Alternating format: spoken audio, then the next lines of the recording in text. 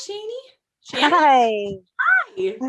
I first want to just say thank you. You're part of you are the reason I'm part of Growth Day, and I'm so grateful. Thank you.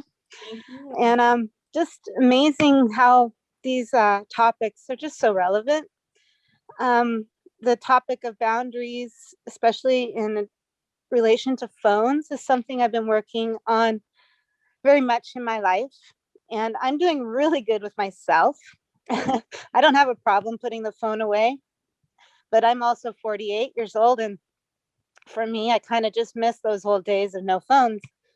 My partner in life is 12 years my junior, and he is very much not creating any boundary with the phone. And I try to share and express how it's taking away from us, but not getting very far. And I feel like we're almost 10 years in together, in 5 years where it's gotten pretty bad, where I just don't feel like there's any separation between him and the phone.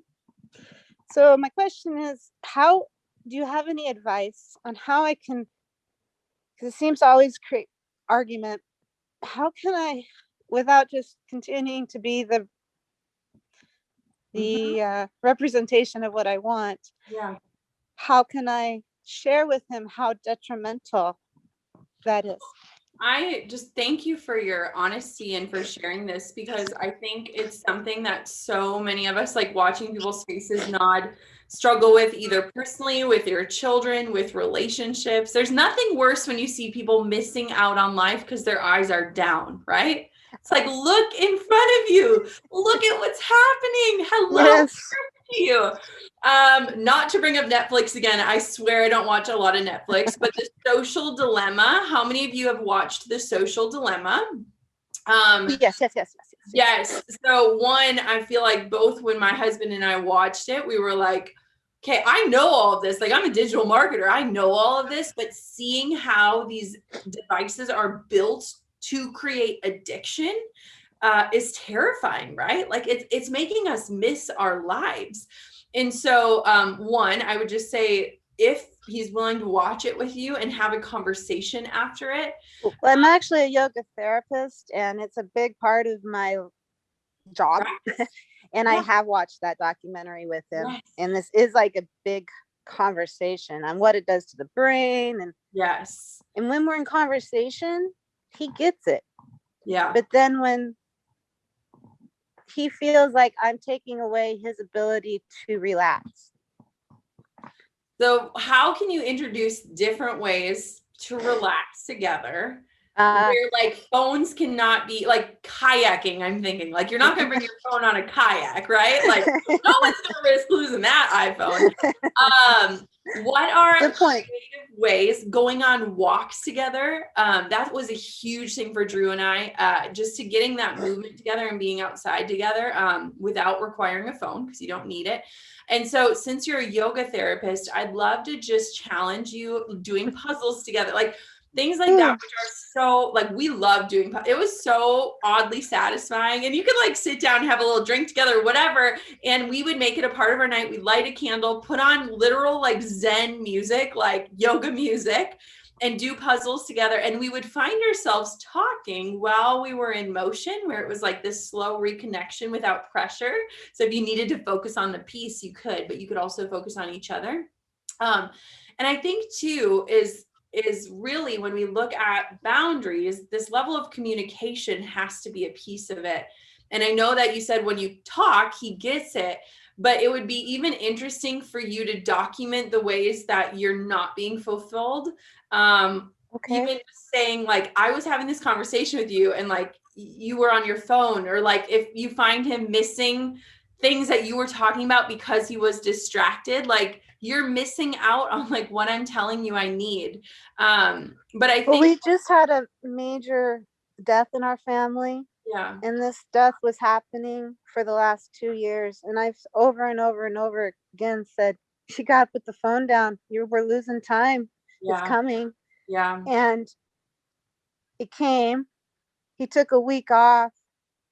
And I said, we need this. We need you to take a day off, one day a week for us as a family. We need this. Like, you missed out on a lot and she's gone now. And he said, no, I can't. So I think, I mean, I'm not an expert here, but when we look at addiction in general, this is just an example of addiction, and so much addiction manifests in so many different ways. And how can we support? It sounds like he's in the denial phase. Again, I'm not an expert on this, but you are doing an amazing job setting an example, but sometimes that isn't enough. And I think too, you are doing, I just want to just commend you. I think all I want to do is wrap you in a hug and say, you're doing an amazing job and I care about you. That's all I want to do. Sometimes there isn't advice when we can't be together and can't work it through it together. But the fact that you're hurting and feeling alone and isolated and missing out, that's like what I care about the most. That's exactly right. And I'm so grateful for Growth Day because I feel like it's the main way I'm connecting right now. Yeah. Well, stay connected here and stay in touch with us and how we can support you. I'm sure there's an expert in here. So look at the comment section right now. You are strong and loved. We give you a big hug, sending you a hug. I'm praying for you. We see you. We hear you. We love you. You are doing great. I want for you to like absorb all of that in today and just know that you have a family right here and that we so much do this.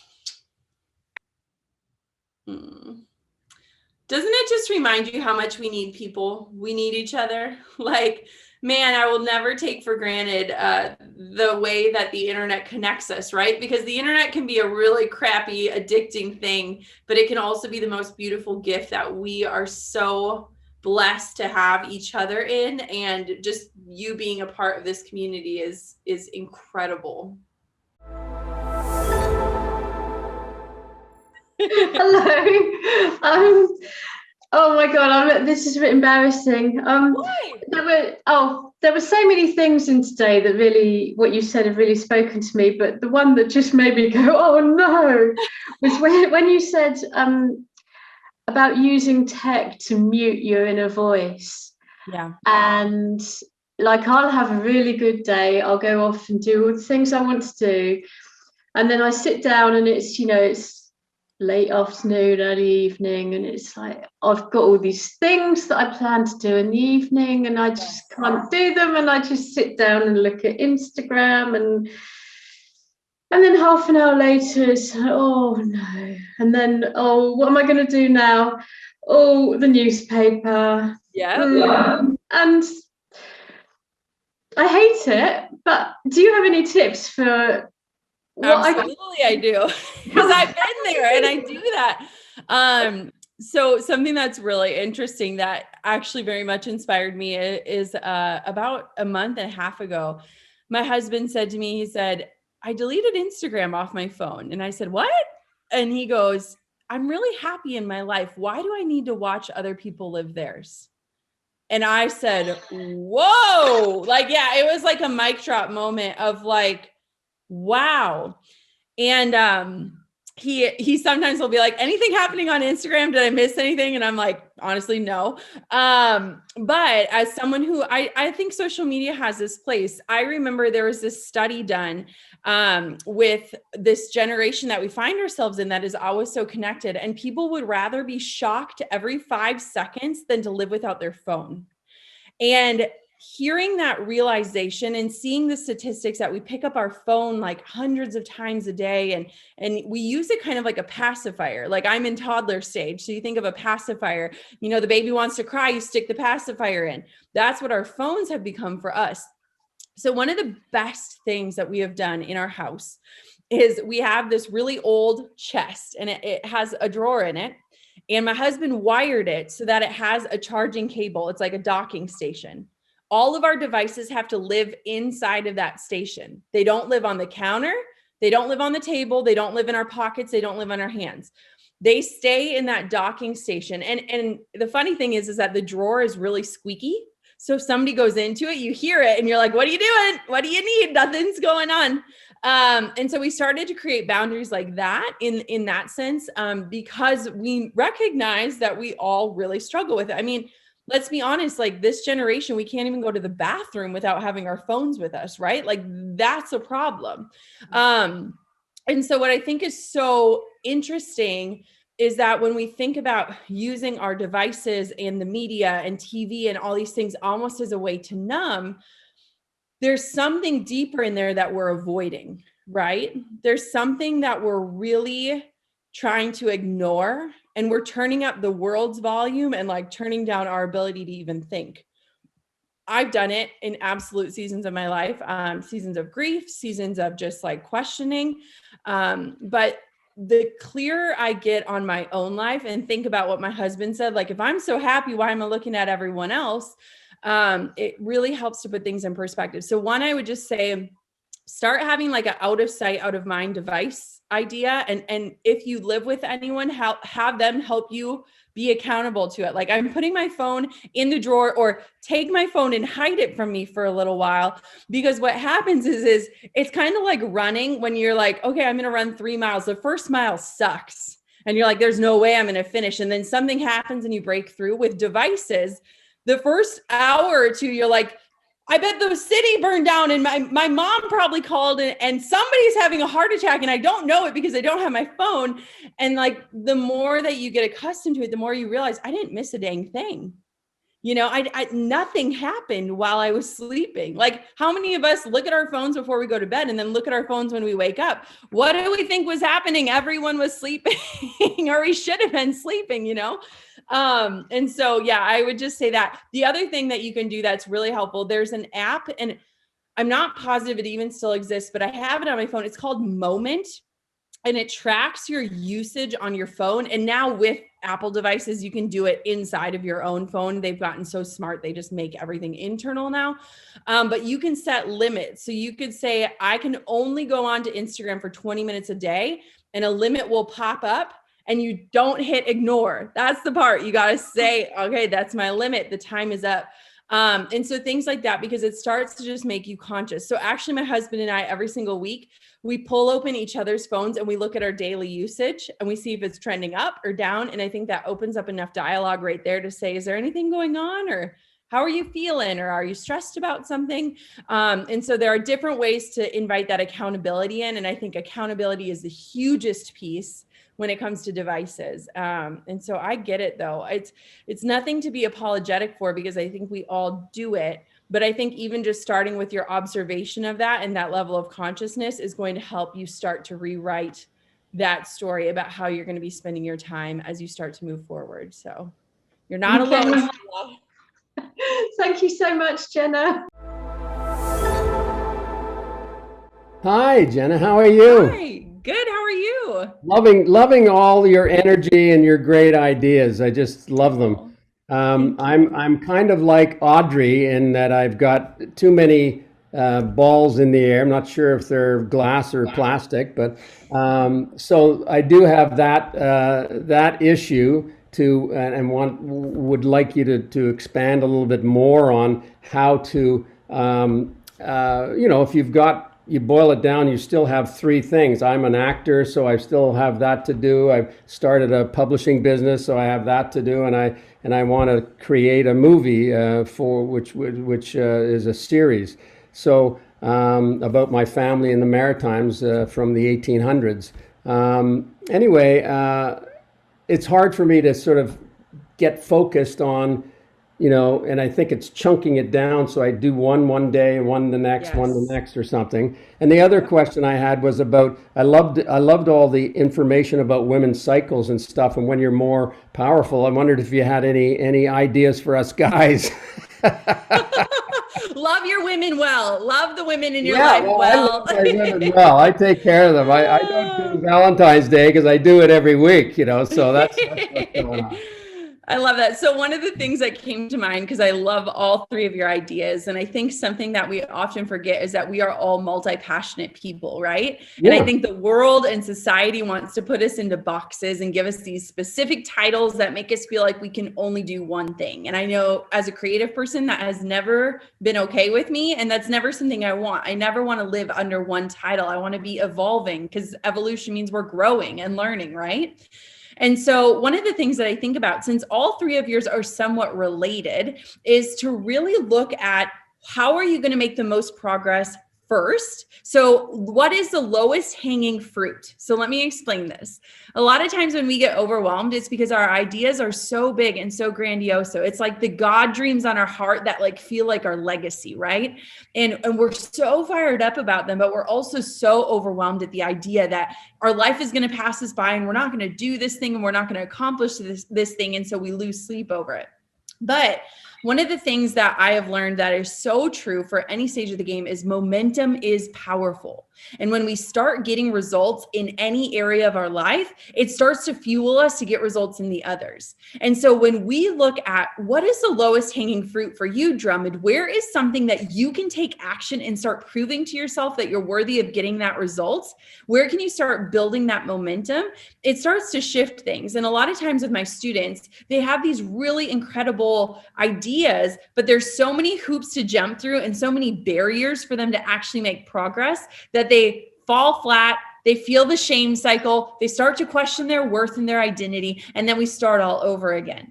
And so one of the things that I think is just powerful is saying, where can I actually make the most action? It might not be on your motion picture film about your family. That might be something that's like your life's calling, that legacy piece. But if you start getting momentum in the other areas of your life, it might open doors for you to start getting that creative vision or to find the right partners for that bigger project. And so where is a place in your life that you can confidently and successfully start taking action and getting yourselves results? That's where I'd start. And then it'll open up more doors. And again, if you look at things like batch working, it doesn't necessarily have to be a day set aside per task. It could say, for the next month, I'm going to focus on this one thing. Just one thing. I'm going to focus on taking action and moving forward on this one thing. And then after this month, we'll take an assessment. We'll see where we got. We'll see what we do. Maybe we move on to something else, but maybe we've learned valuable tools that we can take into that next project. So batch working doesn't just have to show up in our day-to-day life. It can show up in the way that we're focusing our careers, our projects, our lives, our family time, like however you look at it. Does that give you any inspiration, Drummond? Yeah, it does. It does resonate with me for sure, Jenna. I'm very much like you when you were saying that. I was nodding, about the fact that there is no. I can't boil it down to one thing. There's just I just have too many interests and How boiling. boring would that be, right? What's that? Yeah, how boring would that boring. be? Exactly. I have too many things to accomplish, and so I boiled it down to three, which is great. But the question is, like you say, the series, the film series is a massive, massive task, which continually, I've been on it for like a year, but I keep falling off and going, oh my God, it's just so massive. I can't do anything. So I forget it for a month. So chunking it down sounds like one good strategy. Do you have three things? It sounds like you've got three things going at once. You got podcasts over here. You've got social media over there. I suppose they're all linked in some way. I have an amazing team. So I am not a one-woman show by any means. I am supported by amazing people. And I think too, that getting support in your life, whether that looks like your family or having the right people to speak into your life or the right friend group. So I am able to focus on multiple things because I have many brains behind me that power me when my brain feels like mush, which is often. Hi, Molly. Long-time listener of your podcast. And I'm super excited. I signed up because I saw you were going to be one of the educators. So my question is about comparison. Yes. Let's talk about it.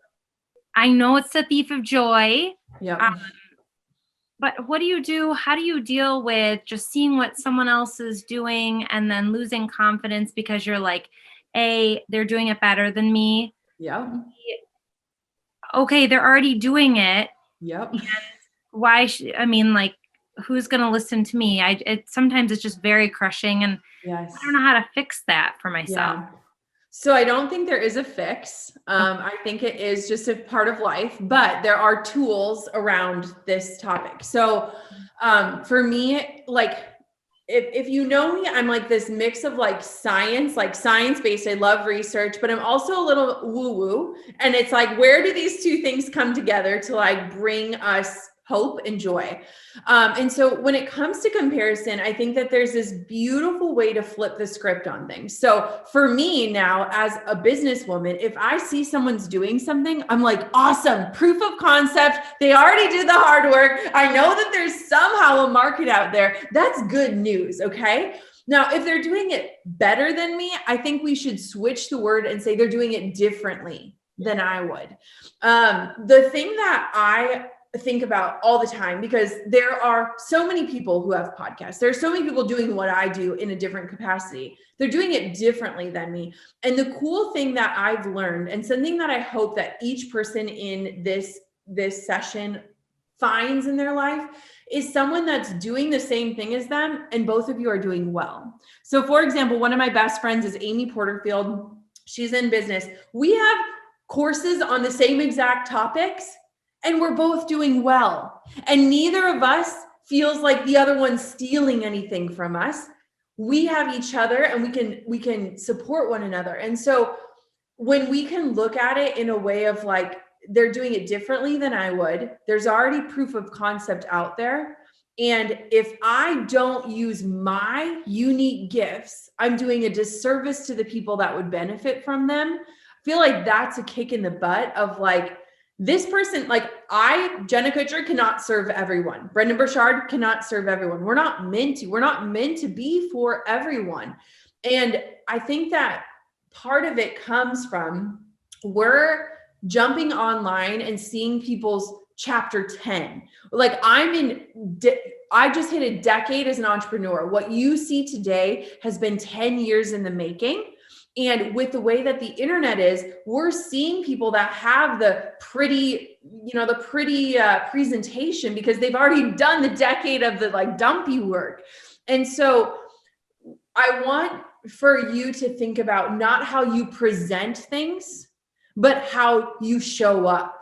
Because we're so focused on how do we present this in a way that will get people to buy in? How do we present this in a way where my sister won't roll her eyes that I'm trying something new? How do we present this in a way that looks like we know what we're doing, even when we feel like it's not? And it's not about how we're presenting it. It's about how we're doing it. Like, there's a difference for anyone in here that's an entrepreneur. There's a difference between looking like a business, meaning you have a logo and a website, and being an actual business, meaning you're serving people and helping people. And I think we're so focused on looking like something that we forget about the actual serving that makes us make an impact. So I think, Molly, whenever you have those thoughts, they're going to enter. I'm not going to tell you they're ever going to go away. I have them all the time, but I try to flip the script and say, oh, she did this. That means it's possible for me too. Or, oh my gosh, she's doing this. Like, I love that. I'm going to do it differently. But I just think there's so much opportunity, and it's literally just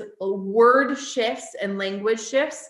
And then also just really being conscious of who you let into your world. When I was researching confidence and learning that 60% of what our confidence level is based off of nurture, how are we nurturing ourselves? You being here today, that is nurturing you. You scrolling through and hate following people or following people that make you feel like crap, that is not nurturing you. And that is hindering your ability to believe in what's possible for you. So really, it's okay to curate who you are consuming and who you're letting into your life. And I think that those things have made really big differences for me. But again, it's just flipping the script. And I always think about what I would tell my daughter if my daughter said, Mommy, that girl's prettier than me, or Mommy, she's doing something and I want to do it. I think, what would I tell Coco? I tell her, it's possible, you can do it too, And so it's like, mother yourself sometimes, that's like what I need to do often in my life. So I hope that helps, Molly. Good. It made me emotional, but good. Yes. Okay, good. Well, I'm here, and I've been thinking about it a lot more, just entering another season of hopeful motherhood, where I'm like, I'm in a season where I need to mother myself sometimes too. And what would I tell myself if Coco came to me with the same questions or concerns that I'm having? So I'm here for you. I'm so glad you're here. Thank you.